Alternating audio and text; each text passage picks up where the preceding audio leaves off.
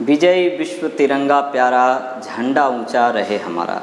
नमस्कार प्यारे मित्रों, मैं आपका अमृतेश आपके अपने YouTube चैनल अमृत एकेडमी में हार्दिक स्वागत करता हूं। दोस्तों, आज हमने राष्ट्र ध्वज यानी भारतीय जो झंडा है तिरंगा, उसी टॉपिक को लाया हूं और इस टॉपिक को हम लोग बहुत अच्छी तरह से पढ़ेंगे।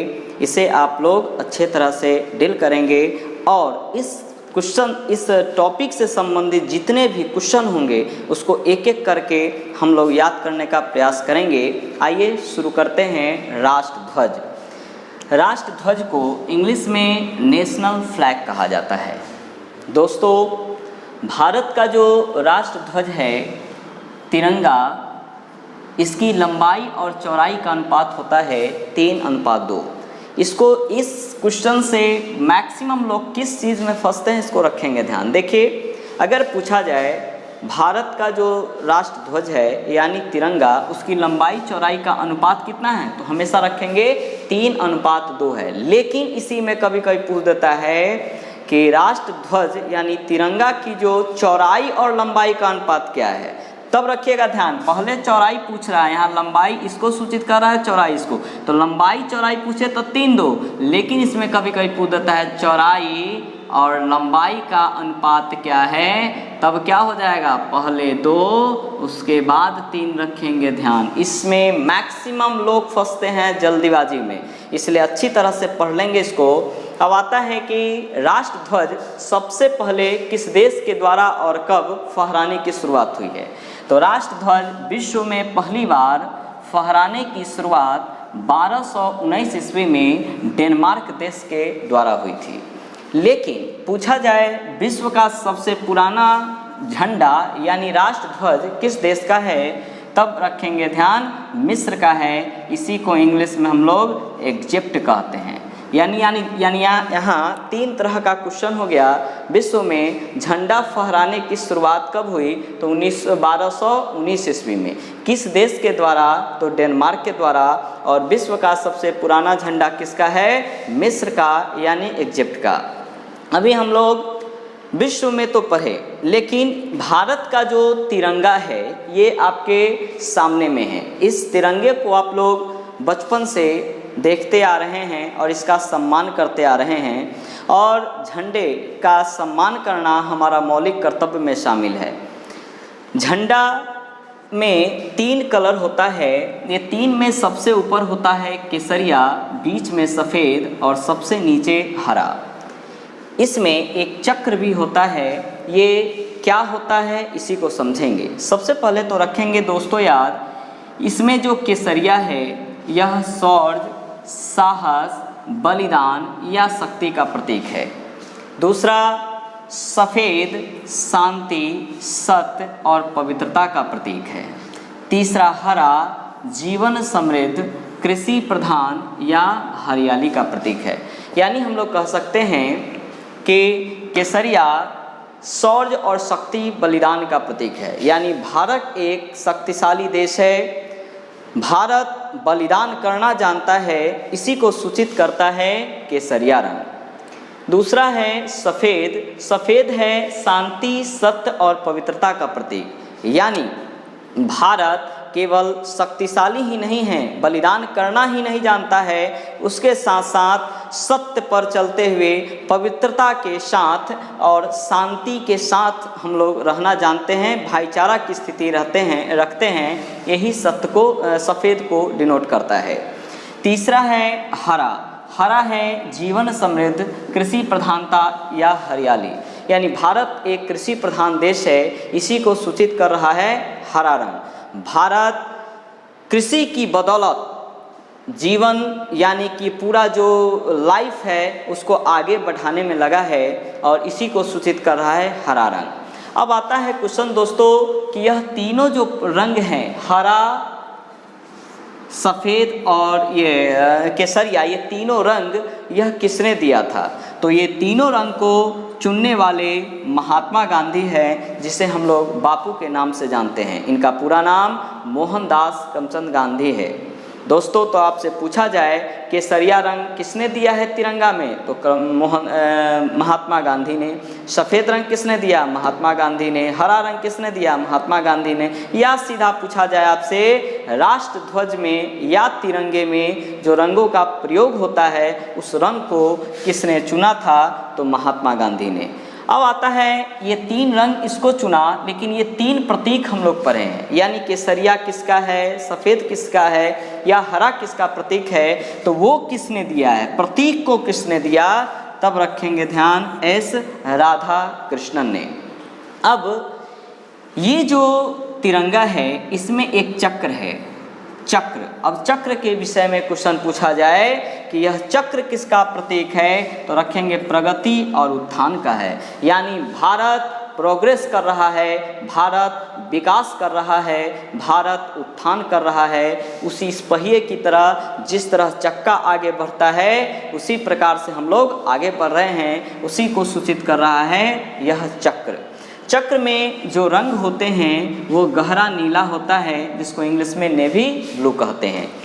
अब यहाँ से क्वेश्चन आता है कि चक्र का रंग गहरा नीला है। अगर आपसे पूछा जाएगा तो कभी कभी ऐसे क्वेश्चन आपको मिलेंगे, जैसे पूछा जाए चक्र का रंग इनमें से किस तरह का है, आपको एक ऑप्शन में दे देगा नीला, एक में दे देगा गहरा नीला, एक में दे देगा काला, एक में दे देगा हरा। आप इसमें क्या मारेंगे, तो हमेशा रखेंगे ध्यान गहरा नीला एग्जैक्ट आंसर होगा। नीला और गहरा नीला ये दोनों में लोग फंसते हैं, लेकिन गहरा नीला ही आंसर होगा, क्योंकि यही हमारे भारतीय जो नौसेना है उसको सूचित कर रहा है। अब है इस चक्र में टोटल कितने तिल्ली हैं, हम यहाँ पर 2 4 5 बना दिए हैं। इसका मतलब ये नहीं कि 2 4 5 ही तिल्ली हैं। चक्र में तिल्लियों की संख्या 24 होती है, और यह तिल्ली किसका प्रतीक माना गया है, तो सीधा पूछा जाए चक्र किसका प्रतीक है, तो प्रगति और उत्थान का। लेकिन चक्र में जो तिल्ली होते हैं 24 वो किसका प्रतीक है, तो 24 घंटे का प्रतीक है। और ये जो तिल्ली है इसके बीच में कितने का एंगल होगा, ये एंगल यानी 2 तिल्लियों के बीच 15 डिग्री का कोण बनता है। ये यानी कि 24 जो तिल्ली होते हैं, यहाँ पर जैसे 24 तिल्ली यानी इस तरह से होंगे। अब ये जो 2 तिल्ली होगा वो कितने डिग्री का कोण बनाएगा, तो 15-15 डिग्री के हिसाब से उसमें दूरी होती है। अब है ये जो चक्र है यह कहाँ से लिया गया है, तो ये लिया गया है सारनाथ से। सारनाथ बहुत ही प्रसिद्ध जगह है जो बनारस में पड़ता है, वाराणसी में। इसी वाराणसी को बनारस भी कहते हैं, या इसी बनारस का पुराना नाम काशी है, जो उत्तर प्रदेश में स्थित है। सारनाथ से संबंधित बहुत सारे क्वेश्चन आएंगे। जैसे सबसे प्रसिद्ध क्वेश्चन है महात्मा बुद्ध से संबंधित, कि महात्मा बुद्ध ने अपना पहला उपदेश कहाँ दिया था, तो वो भी हो जाएगा सारनाथ में। भारत का जो अशोक स्तंभ है या सिंह स्तंभ है वो कहाँ से लिया गया है, तो उसका भी आंसर हो जाएगा सारनाथ से। इस सब को भी आप लोग ध्यान में रखेंगे। अब आते हैं ये जो झंडा है इससे संबंधित एक गीत भी है, जिसको हमने आते आते इसको शुरू किया था। झंडा गीत क्या है, तो अगर पूछा जाए भारत का झंडा गीत तो वो होगा विजयी विश्व तिरंगा प्यारा, झंडा ऊंचा रहे हमारा। और इसके लेखक, रचना या लेखककार श्यामलाल गुप्त पार्षद हैं। झंडा दिवस कब मनाया जाता है, तो 7 दिसंबर को। यानी पूछा जाए नेशनल फ्लैग डे यानी राष्ट्रीय झंडा दिवस कब मनाते हैं, तो 7 दिसंबर को।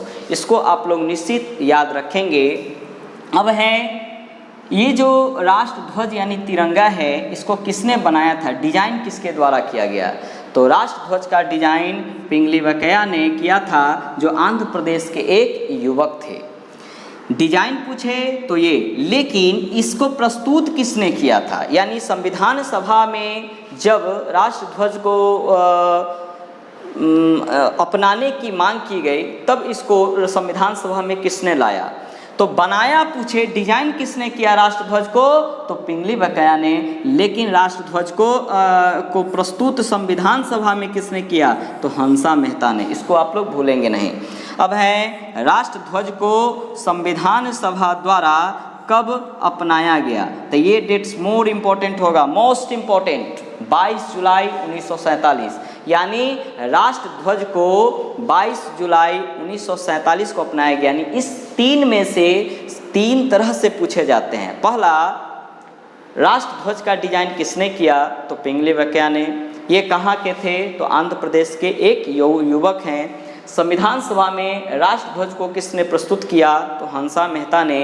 और इस राष्ट्र ध्वज को कब अपनाया गया, यानी कब से भारत का राष्ट्र ध्वज ये तिरंगा है? तो ये हो जाएगा 22 जुलाई 1947 से। भारतीय जो झंडा है उसका डिजाइन अगर पूछा जाए आपसे कि चक्र, यानी चक्र वाला जो भारतीय झंडा है यानी तिरंगा है, उसका डिजाइन किसके द्वारा हुआ था? तो उसका नाम होगा पिंगली वेंकैया। लेकिन अगर पूछा जाए कि भारतीय झंडा में अगर चरखा वाला जो पहले आता था, उस चरखे वाले झंडे का डिजाइन किसके द्वारा हुआ है? उसका नाम होगा मैडम भीखाजी कामा। ये 2 तरह का क्वेश्चन हो गया। एक हो गया अगर पूछा जाए कि सीधा सा कि भारतीय जो तिरंगा है या राष्ट्र ध्वज का डिजाइन किसके द्वारा, तो आंसर रखेंगे पिंगली वेंकैया। या पूछा जाए चक्र वाले झंडे का डिजाइन किसके द्वारा, फिर भी आंसर होगा पिंगली वेंकैया। लेकिन चरखे वाले झंडे का डिजाइन पूछा जाए तो मैडम भीखाजी कामा। लेकिन चरखे वाले झंडा जो इन्होंने बनाया था, वो उसमें बनाने में जो उनका सहयोग किया था वो किए थे सरदार सिंह। सरदार सिंह नाम के व्यक्ति थे जो इनकी सहायता इस तिरंगे को डिजाइन करने में मूल रूप से किए थे। अब हैं ये मैडम भीखाजी कामा से संबंधित बहुत तरह के क्वेश्चन आते हैं, जिसमें इन्हीं मैडम भीखाजी कामा को भारत की माता के नाम से भी जाना जाता है। यानी भारत की माता किसे कहते हैं? तो मैडम भीखाजी कामा को। दूसरा क्वेश्चन अगर इनसे पूछा जाए, मैडम भीखाजी कामा ने ही सबसे पहले विदेश में 22 अगस्त 1907 ईस्वी को जर्मनी के स्टुअर्ट शहर में तिरंगा फहराया था। यानी इस लाइन से क्वेश्चन पूछा जाए 2 तरीके से पूछा जाता है। एक, विदेशों में तिरंगा को फहराने वाले पहले व्यक्ति या पहली महिला कौन हैं? तो आंसर रखेंगे ध्यान, मैडम भीखाजी कामा। या पूछा जाए देश से बाहर सबसे पहले राष्ट्र ध्वज को किसने फहराया? तो मैडम भीखाजी कामा। कब फहराया था? तो 22 अगस्त 1907 को। कहाँ पर? तो जर्मनी में, स्टुअर्ट्स में। स्टुअर्ट्स कहाँ हैं? तो जर्मनी में स्थित है। इनके द्वारा जो झंडा फहराया गया था यानी तिरंगा, उसको अभी मतलब हाल ही के समय में गुजरात के भावनगर में इसको संरक्षित करके रखा गया है, जो कि एक टूरिज्म का केंद्र भी है। इसे आप लोग ध्यान में रखेंगे। अब आता है राष्ट्र ध्वज यानी तिरंगा। इसको सर्वप्रथम स्वतंत्र भारत में पहली बार कब फहराया गया था? यानी क्वेश्चन पूछा जाए राष्ट्र ध्वज यानी तिरंगा को स्वतंत्र भारत में पहली बार कब फहराया गया? तो आंसर हो जाएगा 15 अगस्त 1947। और कितने बजे? तो 10:30 AM यानी कि सुबह में। लेकिन पूछा जाए लाल किले पर पहली बार राष्ट्र ध्वज को कब फहराया गया? तो आंसर रखेंगे आप लोग 16 अगस्त 1947 को, और ये होगा 8:30 सुबह में।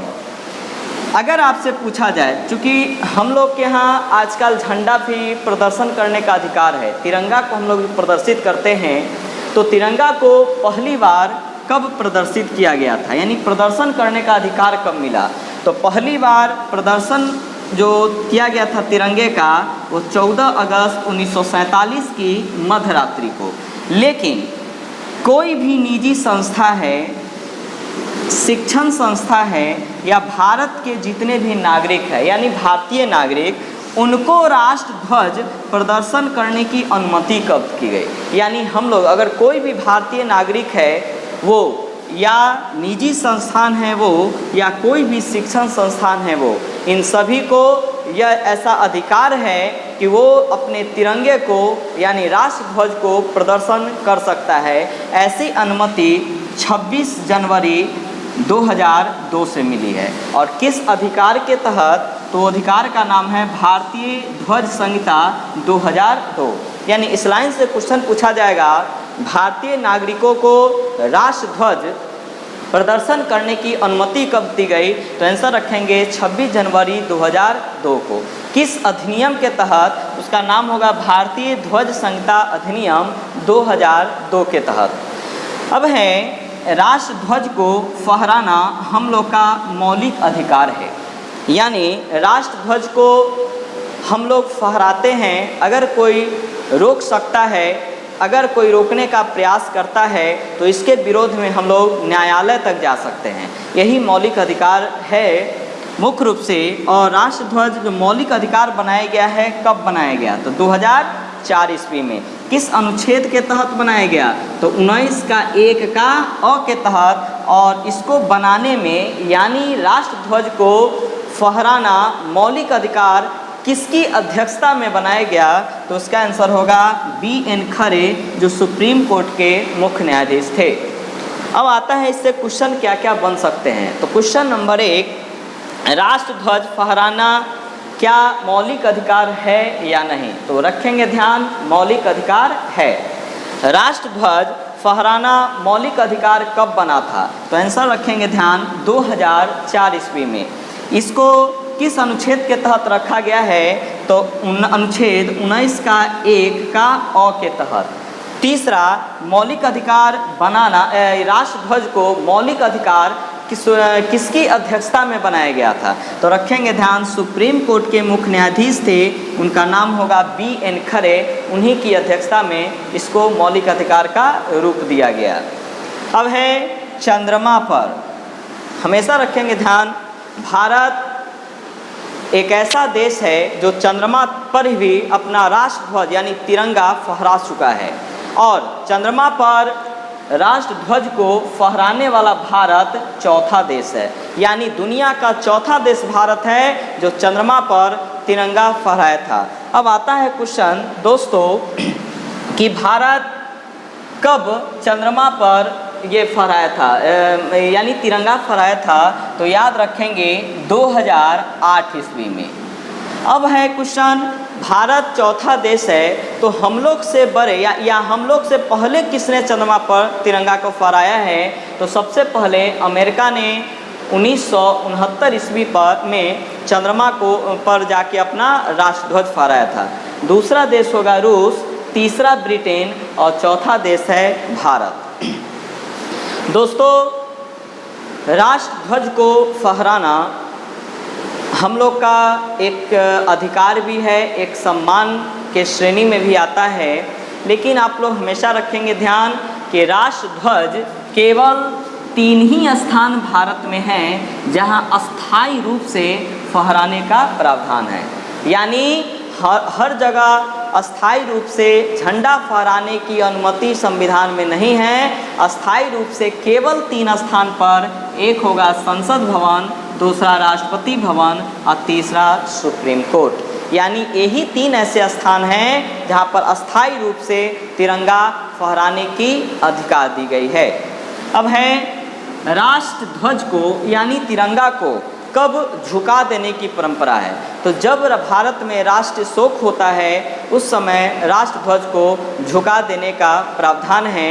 उसमें अगर राष्ट्रपति का निधन हो या उपराष्ट्रपति का निधन हो या प्रधानमंत्री का निधन हो, यानी ये इम्पोर्टेंट लाइन है दोस्तों, ध्यान रखेंगे कि भारत में केवल 3 ही व्यक्ति हैं। एक हैं राष्ट्रपति, दूसरा उपराष्ट्रपति, तीसरा हो जाएंगे प्रधानमंत्री। यही 3 व्यक्ति अगर मरते हैं या तीनों में से कोई भी एक मर जाए तो यानी मरने का सेंस है निधन होना, चूँकि जितने भी महापुरुष की मृत्यु होती है उसको हम लोग निधन भी कहते हैं, निधन ही कहते हैं। तो अगर इन तीनों में से किसी का भी निधन होता है तो हमेशा ध्यान रखेंगे राष्ट्र ध्वज को झुका देने की परंपरा है, जिसमें 2 हो सकते हैं, या तो वर्तमान पद पर हो या तो पहले से पद पर रहे हो। अगर वर्तमान पर इन तीनों में से कोई भी व्यक्ति का निधन होता है, अगर वो वर्तमान में पद पर हैं तो 12 दिन तक राष्ट्र ध्वज को झुका देने की परंपरा है। और पहले से अगर उस पद पर थे और तब निधन होता है तो 7 दिनों तक झंडा झुका देने का प्रावधान है। यानी अगर आपसे पूछा जाए कि पूर्व के प्रधानमंत्री के निधन होने पर भारत में तिरंगा कितने दिनों तक झुका दिया जाएगा? तो हमेशा रखिएगा पूर्व। पूर्व पूछा जाए तो 7 दिन। अगर पूछा जाए अगर कि पूर्व के राष्ट्रपति के निधन होने पर राष्ट्र ध्वज को कितने दिनों तक झुका दिया जाएगा? तो आंसर रखेंगे 12 दिन। या पूछा जाए कि वर्तमान के राष्ट्रपति का निधन होने पर कितने दिनों तक झंडा झुका देने की परंपरा है? तो रखेंगे 7। यानी पूर्व का पूछे तो 7 दिन, वर्तमान का पूछे तो 12 दिन। इसको आप लोग निश्चित रूप से ध्यान रखेंगे। दोस्तों, राष्ट्रध्वज का सम्मान करना हमारा मौलिक कर्तव्य है और राष्ट्रध्वज को फहराना हमारा मौलिक अधिकार है। कितने मौलिक अधिकार है, मौलिक अधिकार क्या है, मौलिक कर्तव्य क्या है, ये सब हम लोग संविधान में पढ़ेंगे। तब तक आप लोग इस वीडियो को अच्छी तरह से पढ़ें, समझें और वीडियो को शेयर करें। दोस्तों, अगर यह वीडियो अच्छा लगे तो आप सब्सक्राइब करें, लाइक करें और अपने दोस्त के बीच इसे मैक्सिमम से मैक्सिमम शेयर करें, जिससे हम आपको एक अच्छा प्लेटफॉर्म तैयार करके दें और मैक्सिमम डाटा को दें। धन्यवाद।